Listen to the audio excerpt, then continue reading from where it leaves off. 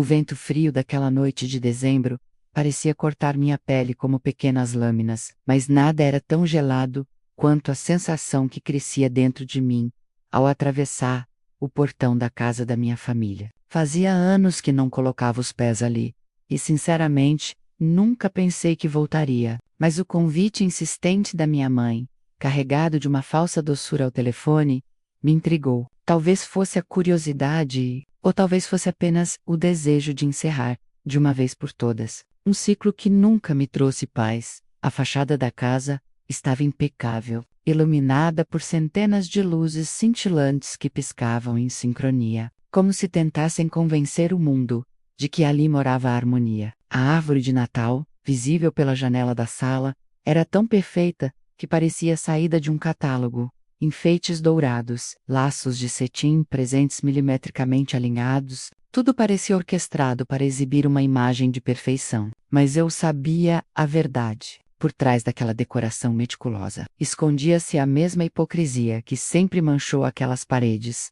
Respirei fundo antes de tocar a campainha. O som ecoou, e em segundos, a porta se abriu. Minha mãe surgiu com um sorriso largo demais para ser sincera. Seus olhos me percorreram rapidamente, como se avaliassem minha roupa, meu cabelo, minha rapastura. O mesmo olhar crítico de sempre. Que surpresa boa. Querida, menos, disse, estendendo os braços. Aceitei o abraço, mas meu corpo permaneceu rígido. Senti o perfume forte demais, a mesma fragrância que usava quando eu era criança, e de repente fui engolida por lembranças que preferi enterrar dentro da caça. O calor da lareira contrastava com a frieza do ambiente. Os convidados, poucos, apenas familiares próximos, menos conversavam em tom animado, mas a alegria parecia ensaiada. Meu pai estava na poltrona de couro, com um copo de uísque na mão, quando me veio, arqueou a sobrancelha, surpreso.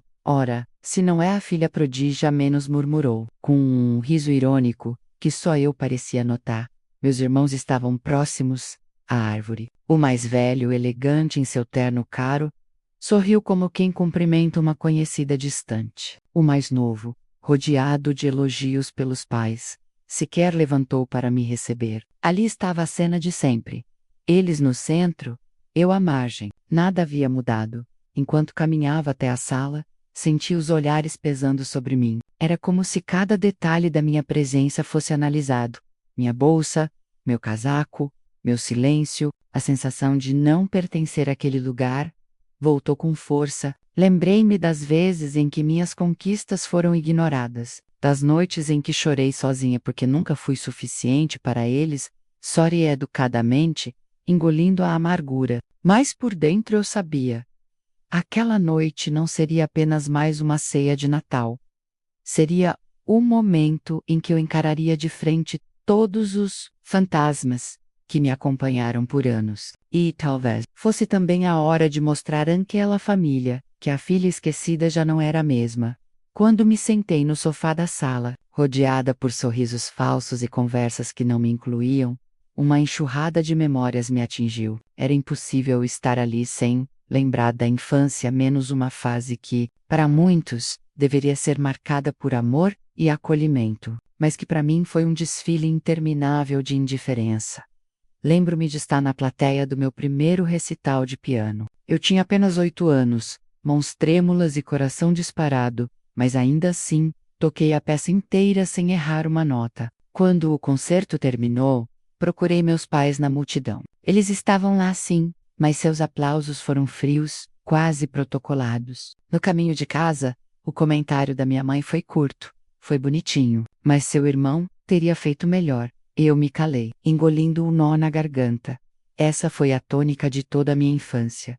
Não importava o quanto eu me esforçasse, eu nunca era suficiente. Minhas notas sempre foram altas, mas ninguém parecia notar. Já as pequenas conquistas dos meus irmãos eram celebradas como grandes vitórias. Se um deles marcava um gol em um jogo de futebol escolar, havia festa, bolo e fotos para o álbum da família. Quando eu ganhei uma medalha de ouro em uma Olimpíada de Matemática, só ouvi meu pai dizer: matemática é coisa de nerd. Isso não vai te levar a lugar nenhum. Recordo também dos jantares, quando todos se sentavam à mesa. As conversas giravam em torno dos planos dos meus irmãos. Cursos, esportes, amizades. Quando eu tentava falar sobre meus sonhos de estudar fora, minha voz era abafada por risos ou interrupções. Minha mãe sempre dizia: "Você sonha alto demais. É melhor ser realista." Eu cresci aprendendo que meu espaço era sempre menor, que meu brilho deveria ser apagado para não incomodar. Isso me transformou em uma menina silenciosa, observadora, mas também em alguém que carregava uma dor surda, a de não ser vista. A lembrança mais dolorosa, porém, veio no Natal dos meus 12 anos. Todos os presentes estavam empilhados debaixo da árvore. Meus irmãos ganharam bicicletas novas, jogos caros e roupas de marca. O meu pacote era pequeno, desajeitado, embrulhado às pressas. Dentro havia um caderno escolar e uma caneta simples. Minha mãe justificou: "Você gosta de escrever, não é? Então aproveite." Sorri, fingindo gratidão. Mas naquela noite, chorei até dormir. Foi quando percebi, pela primeira vez, que naquele lar eu jamais seria prioridade. Agora, sentada novamente naquele sofá, observando a cena diante de mim, senti a mesma exclusão, mascarada em gentilezas superficiais. Os anos haviam passado, mas nada mudara. A indiferença da infância apenas amadurecera em formas mais sutis. Olhares julgadores, conversas de bastidores, comparações veladas. Engoli em seco e segurei firme minha bolsa no colo. Eu não estava mais ali como a menina que implorava por reconhecimento. Agora, eu tinha minha própria vida, meus próprios méritos, menos mesmo que eles ainda não fizessem ideia.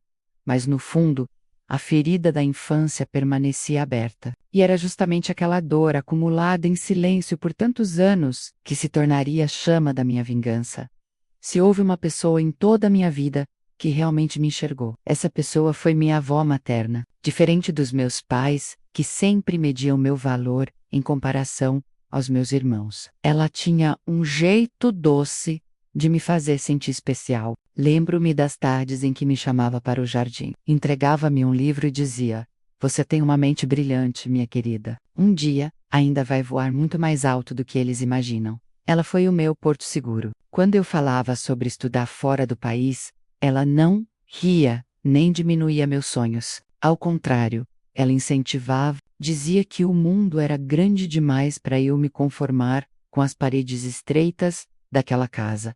Então, quando ela faleceu, pouco depois do meu aniversário de 18 anos, senti como se tivessem arrancado o único alicerce que me sustentava. O luto foi pesado, mas junto dele veio uma esperança. Minha avó havia deixado um fundo de estudos em meu nome. O advogado da família explicou Emerton Formal que havia um valor reservado para custear minha universidade. Meu coração se encheu de gratidão. Talvez, finalmente, eu tivesse uma chance justa. Mas logo vieram as primeiras distorções. Meus pais me chamaram para conversar e disseram que o valor deixado era modesto, quase simbólico. Alegaram que mal daria para pagar o primeiro ano de faculdade. Fiquei triste, mas aceitei. Eu já estava acostumada a receber menos. Com o tempo, comecei a notar incoerências. Contas pagas com facilidade, viagens luxuosas feitas por meus irmãos, um carro novo para o mais velho, logo após a morte da minha avó. Eu me perguntava de onde vinha tanto dinheiro, mas nunca tinha coragem de confrontar. Até que um dia, mexendo sem querer em papéis, no escritório do meu pai, encontrei um extrato bancário com o nome do fundo que minha avó havia deixado. O valor era muito maior do que me disseram. $100.000. Meu corpo tremeu. 100 mil. Dinheiro suficiente para realizar meu sonho, para estudar no exterior, para mudar o rumo da minha vida. Mas aquele dinheiro não estava mais no fundo. Parte havia sido transferida para contas no nome do meu pai. Outra, para custear a universidade particular do meu irmão. Quando os confrontei, a resposta foi uma mistura de frieza e desprezo. Você sempre foi muito dramática. Menos disse minha mãe. O dinheiro era da família. Usamos onde fazia mais sentido. Seu irmão precisava. Meu pai completou. E afinal, você é inteligente. Vai se virar sozinha. Naquele instante percebi que não apenas tinham me roubado, tinham decidido, deliberadamente, Investir no futuro dos meus irmãos, às minhas custas. Tinham roubado não só dinheiro, mas também oportunidades, sonhos, anos da minha vida. Chorei, até não ter mais lágrimas, mas, em meio ao desespero, uma chama acendeu dentro de mim. Se era isso que pensavam de mim, menos que eu era descartável, que deveria me contentar com as sobras, eu mostraria o contrário. Jurei, diante de mim mesma, que construiria meu futuro com as minhas próprias mãos. Não importava o quanto tivesse que trabalhar, o quanto tivesse que sofrer, eu chegaria lá. E, quando chegasse, eles teriam que olhar para mim e enxergar o que tentaram apagar, depois de descobrir o roubo da herança. Senti como se o chão tivesse desaparecido sob meus pés. Não havia mais rede de proteção, nem família em quem confiar. Tudo o que me restava era a minha determinação, e a partir dali, ela se tornaria minha maior arma. Entrei na universidade graças a uma bolsa parcial e a um empréstimo estudantil que me assombraria por anos. Para a Survivor, aceitei qualquer trabalho que aparecesse. De manhã, assistia às aulas, à tarde, atendia mesas em um café lotado. À noite, revisava textos acadêmicos para colegas. Havia dias em que chegava em casa exausta, com as mãos doendo de tanto carregar bandejas, os olhos pesados de sono, mas ainda assim sentava diante do computador para estudar.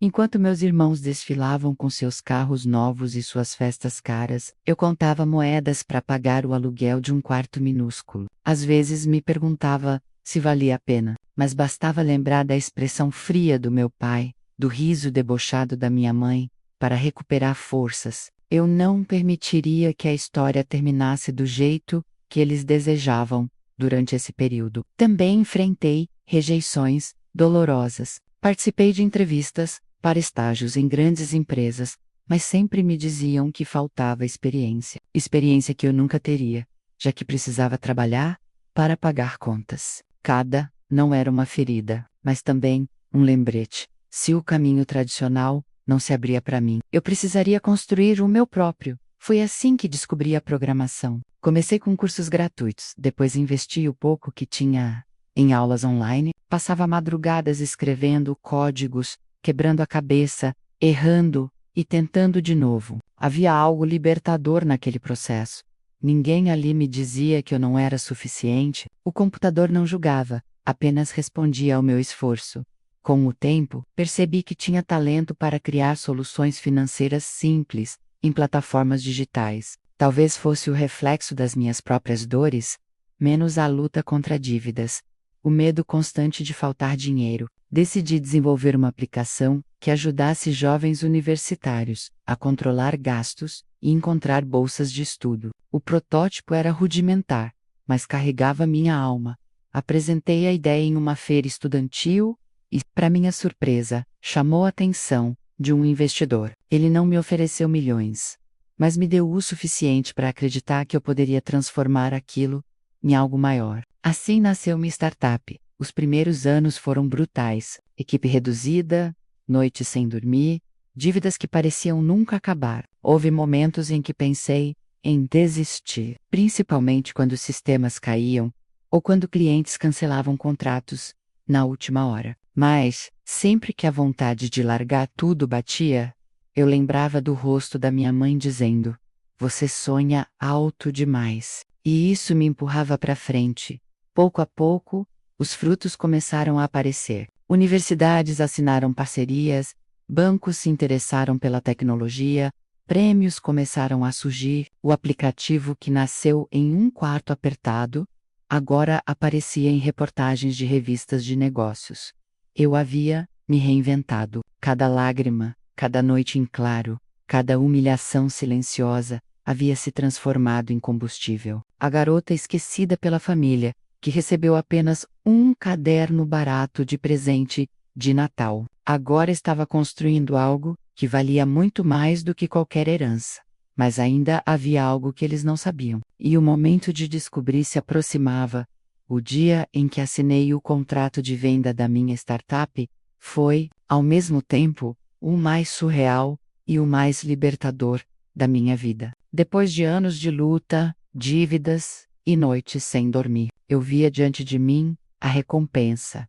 Uma transferência de 250 milhões de dólares diretamente para minha conta. Lembro-me de sair do escritório do investidor com as mãos trêmulas. Olhei para o céu cinzento daquela manhã e senti uma mistura de alívio e triunfo. Eu havia feito aquilo sozinha, sem apoio, sem incentivo, sem herança. A filha esquecida, a nerd que, segundo meu pai, não chegaria a lugar nenhum, agora tinha em mãos uma fortuna maior do que qualquer membro da família jamais sonhara. E, no entanto, não contei a ninguém. Havia em mim uma necessidade quase instintiva de guardar segredo. Sabia exatamente o que aconteceria se minha família descobrisse. Sorrisos falsos se transformariam em pedidos, e pedidos se tornariam exigências. Eles sempre me viram como alguém de quem poderiam tirar, nunca alguém com quem poderiam compartilhar. Mantive uma vida discreta, comprei uma casa confortável, mas não ostentosa. Um carro novo, mas nada extravagante. Viajava sim, mas sempre com discrição. Enquanto isso, investia em algo que realmente me enchia de orgulho. Criei uma fundação para apoiar mulheres que, assim como eu, foram vítimas de fraudes ou injustiças familiares. Cada história que chegava até mim era como um lembrete. Eu não estava sozinha. Muitas outras mulheres haviam sido roubadas, não apenas em dinheiro, mas em dignidade. Enquanto meu mundo se expandia, a distância com a família só crescia. Eles quase não ligavam, raramente perguntavam por mim. E, quando o faziam, era sempre em tom superficial. Tá trabalhando? Já conseguiu pagar suas dívidas? Eu respondia com frases curtas, sem nunca revelar nada além do necessário. De vez em quando, eu os buscava nas redes sociais, fotos de jantares caros, viagens internacionais, aniversários cheios de ostentação. Eles continuavam vivendo a vida que acreditavam ser de prestígio, sem imaginar que a filha invisível já os havia superado em todos os sentidos. Mas havia algo curioso. Aos poucos, comecei a notar sinais de desgaste. O negócio da família não ia tão bem quanto pareciam mostrar. Dívidas começaram a surgir por trás das aparências. Comentários vagos de conhecidos chegavam até mim. Seu pai está preocupado com a empresa. Parece que as coisas não estão fáceis para eles. Foi nesse momento que recebi a ligação da minha mãe. A voz dela, doce demais, escondia desespero, querida. Já faz tanto tempo que não nos vemos. Por que não vem passar o Natal conosco este ano? Sorri sozinha, lembrando de tantos natais em que eu havia sido esquecida. Eu sabia que aquele convite não era inocente. Eles precisavam de mim menos, e ainda não tinham ideia do quanto eu havia mudado. A hora do acerto de contas estava se aproximando. O telefonema da minha mãe me pegou de surpresa. Não era comum ela ligar, e quando o fazia, geralmente era para comentar sobre os feitos dos meus irmãos, ou para me lembrar, de forma velada, de que eu continuava sendo a peça deslocada da família. Mas naquela noite de novembro, sua voz soava diferente, melosa, cuidadosa, quase ensaiada, querida. Estava pensando, já faz tanto tempo que não passamos um Natal juntas. A casa não é a mesma sem você. Seria maravilhoso se viesse este ano.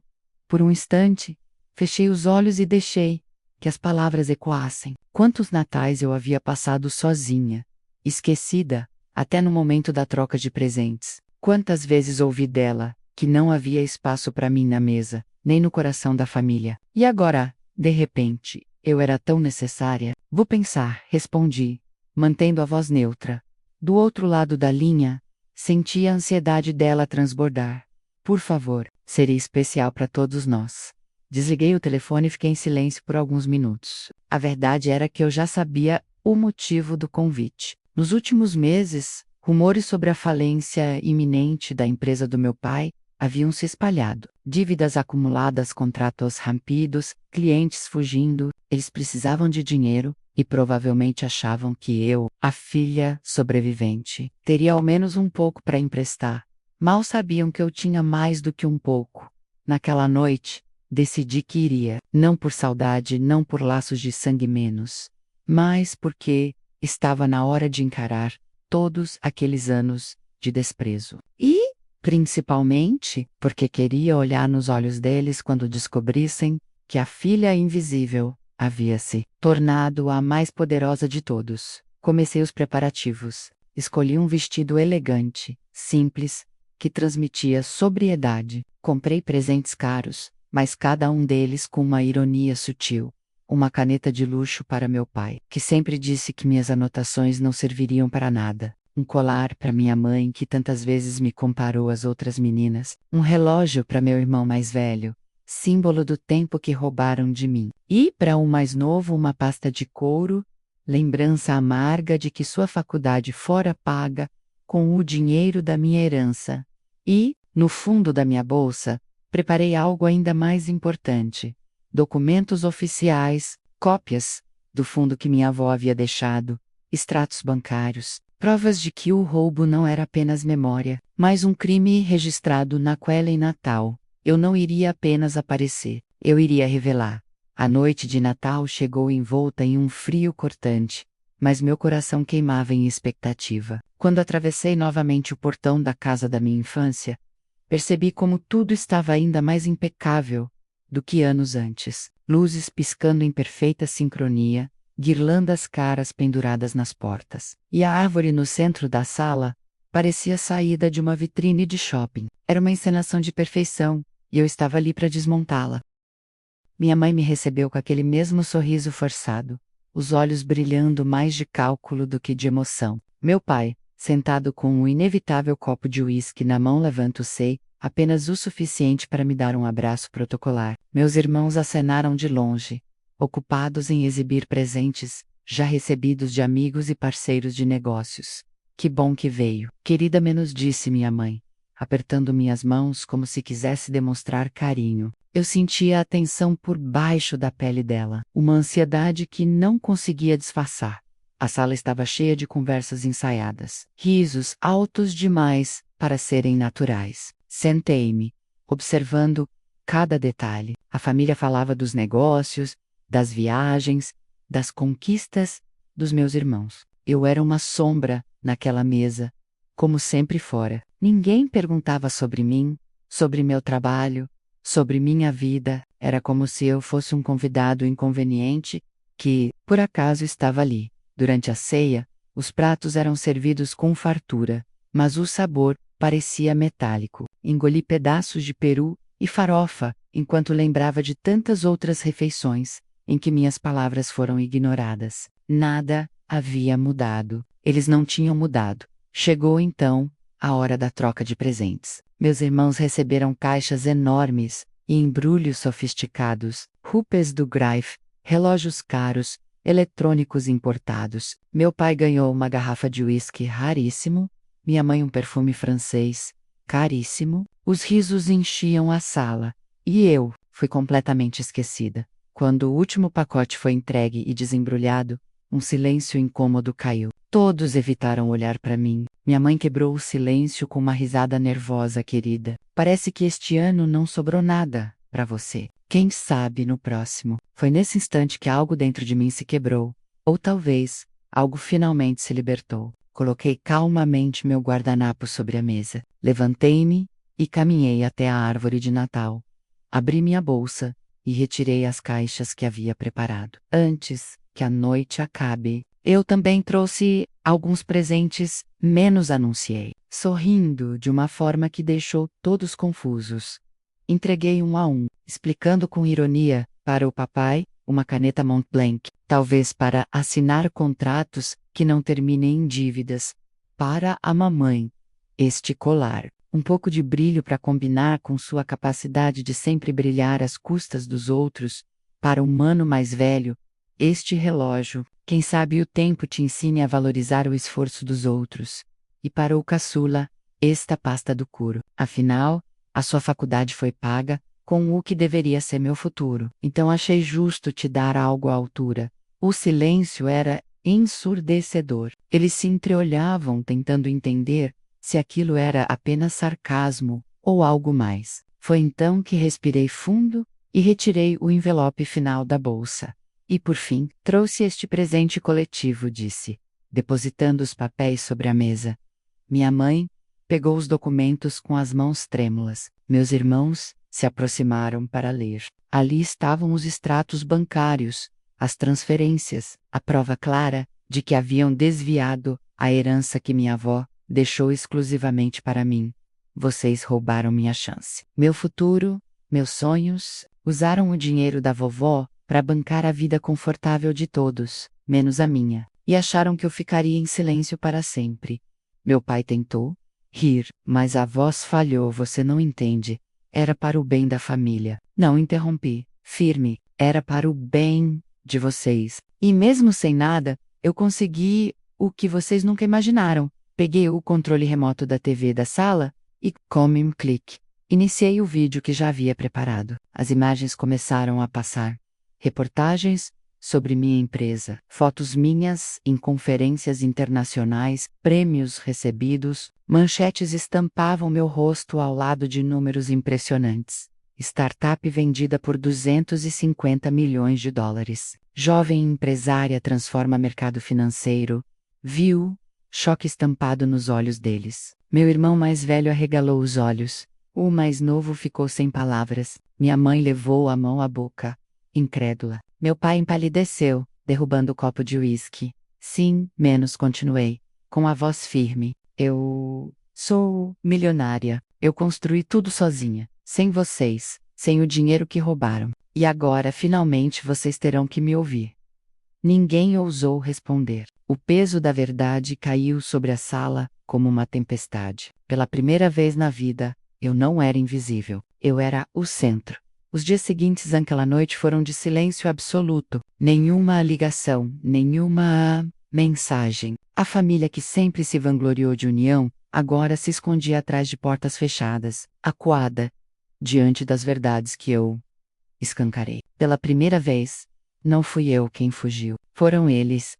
Entreguei os documentos ao meu advogado. O processo correu rapidamente, pois as provas eram incontestáveis. Transferências ilegais, assinaturas falsas, desvio de herança, cada detalhe estava registrado, como uma ferida aberta no papel. Meus pais tentaram negociar em silêncio, pedindo que eu desistisse, para não manchar o nome da família. Mas eu já não carregava culpa, nem medo. A justiça não era vingança, menos era libertação. No início pensei que a vitória viria apenas do dinheiro recuperado, mas logo percebi que o maior triunfo estava em mim mesma. Eu não precisava mais implorar por reconhecimento, nem me esconder atrás de sorrisos falsos, em mesas cheias de hipocrisia. Eu era dona da minha própria história. Voltei para minha casa, pequena em tamanho, mas imensa em significado. As paredes carregavam risos de amigos que se tornaram minha verdadeira família. Cozinhei para eles no ano novo, brindamos a vida e as escolhas feitas com coragem. Não havia luxo, mas havia amor, e era isso que sempre me faltou na casa onde nasci. De vez em quando, recebo mensagens curtas de minha mãe. Podemos conversar? Está na hora de perdoar. Elas ficam sem resposta. O perdão pode vir um dia, talvez, mas não como reconciliação. Perdoar não é abrir mão da dignidade para retornar ao mesmo ciclo. É apenas soltar o peso para seguir mais leve. Naquele janeiro, sentei sozinha diante da janela, olhando as luzes da cidade se apagarem ao amanhecer. Respirei fundo e, pela primeira vez em anos, não senti o vazio. Senti paz. Percebi que minha maior herança não estava em dinheiro ou propriedades. Estava na força que encontrei em mim mesma. Na coragem de enfrentar quem tentou me silenciar. Minha família me roubou, me diminuiu, me apagou, mas sem querer, também me ensinou a ser indestrutível. E naquela manhã clara, prometi a mim mesma: nunca mais deixaria ninguém decidir o meu valor. E você, já enfrentou uma traição dentro da própria família? Conte nos comentários, quero conhecer sua história. Não se esqueça de deixar o seu like e se inscrever no canal, para ouvir mais relatos de vingança e superação como este.